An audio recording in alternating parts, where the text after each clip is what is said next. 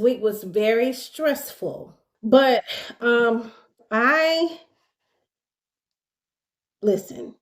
I didn't drink much water. I don't even know today I might have drank an equivalent of maybe two or three water bottles. So I am behind.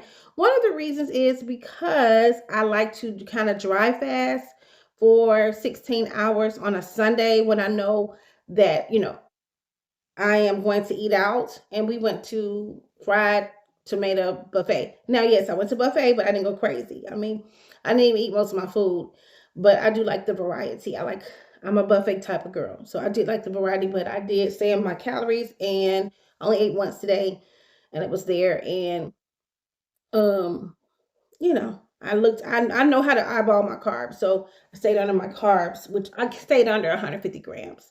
And I didn't drink any sweets. I had a water with lemon, and I put some of the little, I got it from Costco's. They're kind of like Gatorade, but they're supposed to have more electrolytes. It's kind of sweet, like a pineapple taste. It's too sweet a little bit to me. But anyway, so that's what I had. And I'm recovering. I'm still kind of very tired from this week because we were in Athens, Georgia from Wednesday morning. Well, went from Wednesday to Saturday, and I didn't get home to about 3 or 4 o'clock on Saturday. So I'm just really, those we don't get much sleep on those trips. I mean, I probably got maybe 12 to 16 hours over a 3 or 4 day period. It's just a lot because just the night before the prep, hoping the kids got all this, got that. It's just a lot. So anyway, you came here to hear my updated progress. So y'all, I have lost 1 more pound this week. I was 233.4 last week, and now I'm 232.6. So I say a pound because we're close to a pound. It's point eight. It's point eight of a pound. 8 tenths of a pound. But we're gonna well. It's not really right. 8 tenths of a pound, not really 8 tenths of a pound. But you know what I mean. When you do it'll say like, if I do the math, I'm down almost 12 pounds. And I say almost 20 pounds because I'm 2 tenths of a pound away. So we'll round it off to 12, and which is halfway of where I aspire to be at the end of this 12-week cycle. And I'm going to do a full body update of, how I look now versus how I did still look when I started. I feel like my face is a little bloated today, only because, like I said, I haven't drunk a lot of water, so I haven't been flushing my system. And I haven't really been drinking sodas or anything like that. It's just that I haven't drunk the water that I normally drink. So I might be a little dehydrated, and that'll show puff on my face. I'm really good at kind of reading my body and knowing, like, and I wasn't taking my vitamins. I don't take my vitamins. I have a lot of vitamins that I take in the morning, and I didn't take all those on the trip. But that's it with that. No, I've walked around a lot because we were, at a conference, so I'm all over the building. But I still need to get better with my exercise. I did exercise 2 times last week, and I did a lot of walking. So that's my weight loss progress update, y'all. I'm happy still. The fact that I went out of town and I did at times go over my 150 grams of carbs. I think 2 days I went it to two something, 250. A couple days last week, but because I was under the other days, it balanced out. So even me still going out of town, that's always an Achilles heel for me when I go out of town because you just want to, okay, let me try this, or especially if I'm constantly on the go. Like our mornings, we don't go to sleep normally when we go to town. I have to do a meeting with the kids at night, and probably we do like 10 o'clock meeting, 10:30. Then they got to do room checks and all that. So I usually don't get to bed about 12, 1, 2, 3 o'clock in the morning. Then I got to get up at 5. And the day goes from, 5 a.m. all the way to 11, 12. So you only sleep about 4 hours. So part of it's me not really having a lot of sleep, right? Um, I do have a conference this week as well. Yes, I'm teaching still, but I only have 2 days of teaching this week. And then we have the National Society of Black Engineers Conference that is this week, and it's going to be downtown Atlanta. And I have been going on and off to the conference since 2017. This is the first time that I know of that they had it in Atlanta because it's very expensive to have a conference in Atlanta. But NSBE, National Society of Black Engineers, decided to move the conference from Orlando to Atlanta over the summer. So yes, it is more expensive to run a conference. But it is a fun conference. So if you ever had a chance to go to the NASB conference, I would recommend that you go. It is definitely an experience. But enough of that. So if you did not watch season 6, episode 13 of Love is Blind, if you watch that show, go stop this video and go watch it, and then come back and listen to my review. I'm just going to give my opinion, and it's not, I'm not an expert of doing reviews. I don't watch a lot of streaming or TV. I don't watch TV. And I have paid for cable. My kids, my husband watch direct TV. I don't barely watch it, but I don't watch live. Like, I don't know what's going on Fox 5 and WSB and all. I don't know. So CNN, I don't watch it. But I'm a YouTube person. So, and a Netflix for certain shows, because I don't really care for most of the shows on Netflix, but this one I do. I like love stories, and I like to, I love that. I'm kind of like I like to study people, right? So the show started off with Nick and Vanessa Lachey. They are the hosts of Love Is Blind, and they were in the pod. So I like how they opened the show being in the pods. And I'm looking down at my notes. So just if you see me looking down, I'm looking at my notes. It's just easy to look down because I don't want to. I'm recording on my desk here. So they started off like they were, dating in the pods, and it showed us like the back scenes of what's going on in the pods. I love how they did the opening shot, also where they are doing the overhead shot of seeing how the pods are made in the studio. They're in the shape of, I believe it's an octagon, and they're just beautiful. And they talk. What they do on the show is they talk through pods. So there's like, I guess they're like room dividers, but they're pretty little. It looks like they're sitting in a living room, but one side they're in one pod, the guy and the girl is in another pod, and then they just date. They go into different pods and do like a speed dating type thing, and then they realize, over the course of a few weeks, who they connect to and who they're really vibing with, and then that man usually proposes to that woman. That's how that is. So we started off with that, and everybody looked beautiful in this reunion show. They were giving the Atlanta Housewives look good vibe. If you see, I love to see them dressed up. They all look so beautiful. We got to see some of the former cast as they were going around in the opening, and then we saw them sitting down from prior seasons. And then once they sat down, did their opening set talk, they talked to Gianna from season 1, and she looked amazing. I love her hair color. I want to say on season 1 she had a blonde color. She had, I don't know, I'm not the big, hair person, but her hair looked beautiful. It was darker.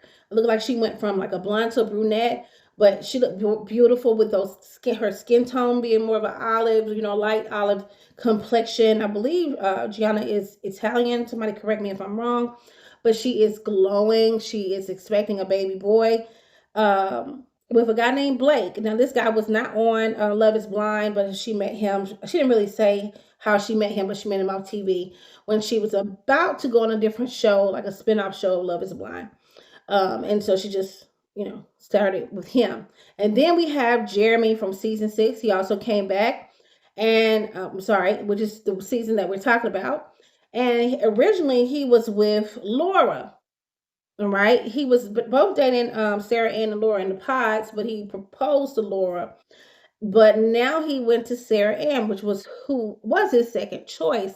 Now, remember, Sarah Ann was the one that really kind of broke him and Laura up, because he snuck and went and supposedly had a long talk over the wee hours in the morning with Sarah Ann while he was engaged to Laura. Right after they came back from visiting her family, it was just devastating for her, and they ended up breaking up on the show before a couple days before they were supposed to get married. And they spent a lot of time talking to Sarah Ann. The girls really didn't care for her. They didn't care for her too much. They kind of said she was saying that y'all, kind of, icebox me in a group chat, and you don't, I don't talk to you all, and one of the girls was saying like she's a pick me girl, and I had to look up what is a pick me girl. So I guess apparently a pick me girl is somebody who has to get all the attention from men to the point where she would not care about having any female friends. She'll just, get all the attention, and she don't care about, developing friendships with females, from my understanding. Also, we heard some tea about Jeremy coming on the show already engaged or just having broke off another engagement. So, it makes you question like a lot of people, especially men's motive for coming on the show. It leaks in social media that he was engaged to a young lady. But the girls, both Laura and Sarah, knew about the girl. So apparently he must have told them in the past. Of course, they edited it out that he had just got out of a deep relationship and was engaged to somebody. But it seems like neither of them care. I guess it's just a shortage of men where they're like, okay, we're just gonna hold on for dear life. And so Ann is holding on, and Laura was actually not at the reunion show. She was out of the country, but she zoomed in and she did indicate that she has another guy that she's seen now. So happy for Laura, justice for Laura. And Laura was able to clear up that incident that they had with AD, talking about some beanbagging her on the prior episode. And she was like, she was just playing. I never heard of beanbagging before. Y'all could look it up. But, she wanted to clear that up, that her and AD are friends. She didn't mean anything by it. Then we got to my favorite couple on the show, which is AD and Clay. Clay was obviously devastated and hurt. I would have thought that they were together. I definitely saw some chemistry still there. I mean, I could tell that AD still has wants to get back with him, but she's playing it tough, I guess. I believe they eventually will get back together. You can just feel it. And Clay said he's been going to therapy, um, and all of that. And I was empathizing with him. I felt like he should go to therapy because, unfortunately, especially in our community, we so suffer from post traumatic slave disorder. Honestly, even though it might have been our ancestors, but our ancestors' blood run through us. Now you can't get away from that trauma. It carries through the generations, and I feel like a lot of the men were set up as breeders, and I think his father being very promiscuous while he was married to his mom, Clay's father, and just being this alpha male really had took a toll on Clay because he experienced watching that and knowing he loved his mama. He felt like he had to lie, and I felt like he couldn't trust himself to be married to AD, even though he loved her. And if you really think about it, and I kind of talked about it last week, you know, I respect Clay. I'm gonna tell you, I'm as a mother and somebody who's been through it as a female on the other side. I respect the honesty of Clay. And I really believe that he was genuine. Yes, he made mistakes. Nobody is perfect. Okay, he's a nice looking young man. He seems like he has his stuff together. It's not a lot of guys that come that present as well as he does, and so we need to cut him some slack, in my opinion. I feel like we don't need to come down on him so much. I feel like AD, she stood her ground without getting back to him, but I could tell that she wanted to. All of her actions showed that she still had love for him. They asked her would she ever get back with him, and she was like, well, don't have me answer that question. But then he answered, and he said, absolutely, she was the love of my life. He apologized to her. It was just obvious that it wasn't over. I feel like there will be a reconciliation. I kind of want it. I don't know. Y'all tell me in the chat what you all think. Definitely I saw AD looking like she wanted to cry. I do. But she looked amazing, y'all. Her hair was on point. A lot of people talk about her leave out or her weave wasn't flat, but honey, the weave was on point. It was on point. She looked beautiful, looked like a beauty queen.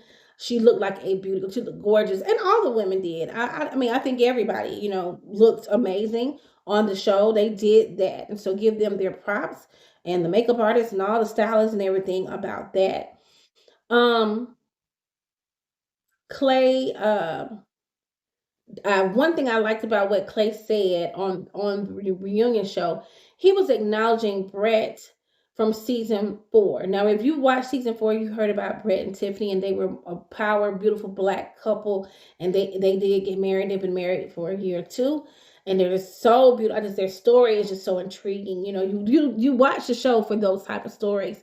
And Clay did acknowledge that he looked up. He never saw the show before, but I think he said he went back and watched it or something like that, and he saw season 4, and he saw Brett and Tiffany and just how Brett was with her, and he kind of aspired to have that level of love and attention, and so he gave him his props, and Brett definitely received it because Brett and Tiffany were there. So that's just that was a moment for me. Then I know they went over to hand over to Chelsea and Jimmy. They still have chemistry, whether people think so or not. Of course, there was a love triangle going, and there will be on shows like this. But I really feel like they care for each other. It's just that I feel like Jimmy can't trust her. Um, but Chelsea looked beautiful as well. Um, then they panned over to Brittany and Kenneth. Remember, Brittany was the white girl, and Kenneth was the young guy who said he was a principal. I think he was 24 and a principal in North Carolina. They said they were really good friends. They talk every day. They just didn't have that let's go together chemistry. But she looked beautiful. He looked even better. Looked like he lost weight. He had he still had his twist, and he had it. Whoever did his twist, they did that. They did the thing. He looked wonderful. Um, they were the ones that kind of stood out to me. Of course, I'm skipping over some others. I do apologize, and I want to make this too long. But this is the reason why I watch the show. Of course, our beautiful couple that got married. They were just, they were consistent. On season 6, the only couple, and I'm looking that up because I didn't put that in my notes. I was trying to help my son with his homework and you know to take my notes at the same time, and I doggone forgot their names. I really watched the show for Clay and AD. I mean, I think a lot of people did. So everybody else was not um on at the front of my mind, but it's Amy and Johnny. That's it. Amy and Johnny look beautiful. She just gives me when I look at her, she reminds me of, and y'all, me and names are not friends. Oh my gosh, Sophia Vieira, Sophie, the one, the Spanish lady. She reminds me of her. Not they don't look just alike, but they just that spiciness. Beautiful dark hair. She's just a beautiful girl, and him with his curly blonde hair. They're just a cute couple. They just a really cute couple, and I just pray that they make it. But they were the only couple from the season that got married. So we just hope that they stay together and we can see them in other episodes. But that's pretty much it, y'all. I don't want to hold you too long. I want to just talk about, the recap. I enjoyed the reunion show. I thought it was going to be a little bit more messy than it was.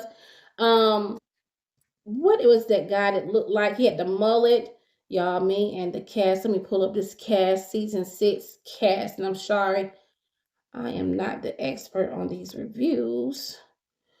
6 couple cast, Love is Blind. I mean, I'm looking it up while I'm talking to you. Yes, yes, yes.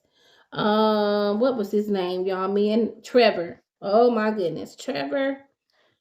Oh, that was his. Was that his name, Lord? Let me make sure. Let me go on these little casts. He stressed me out. Yeah. Okay. They were.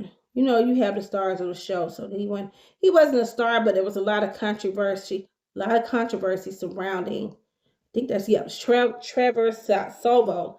Trevor Sobo. They kind of made him. You felt sorry for him on the show, but then I was watching TikTok, and this one girl that he dated said he pretty much almost beat her down because he thought she was cheating, and then another girl said she was engaged to him as he went on the show, and then also after, and that was revealed on the show, that particular thing. So he, of course, said he was true with Chelsea. He just wanted to go through the experiment, but it seems like he just wanted to get a bag or be popular on a show, to be honest with you. And that's my opinion. So anyway, y'all, I don't know what I'm going to watch next. I mean, I don't really watch a lot of TV. This week is also busy. I'm going to the NSBE conference Wednesday to Saturday. And then my auntie, my great aunt, she will be turning, I believe, either 103 or 104. I think it's 104 this weekend. So I'm going to be able to celebrate with her. So I'll let y'all know how that is.